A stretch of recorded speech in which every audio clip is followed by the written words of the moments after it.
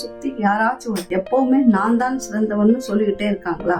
நாம அவங்கள பார்த்து எப்பா என்ன கான்பிடென்டா இருக்காருன்னு நினைச்சுப்போம். ஆனா அது அவங்களோட கான்பிடென்ட் இல்ல. அது நார்சிஸ்டிக் பர்சனாலிட்டி டிசார்டர் இருக்கலாம்.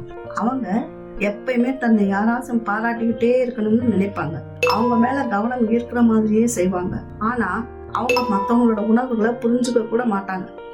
இது ஒரு மனநிலை பிரச்சனை. இவர்களுக்கு தங்களை பற்றி அதீத பெருமைப்பட்டுப்பாங்க. மற்றவர்களை விட நான் தான் மேல் என்ற உணர்ச்சி அதிகமாக இருக்கும். ஆனா உண்மையில் அந்த பெருமைக்கு பின்னாடி அவங்களுக்கு மிக நல்வலான மனசா இருக்கும். விமர்சனத்துக்கு பயப்படும் மனநிலையில இருப்பாங்க.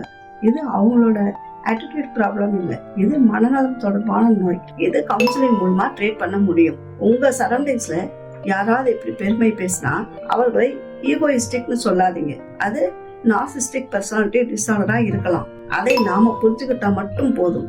ஊக்கப்படுத்த வேணாம்.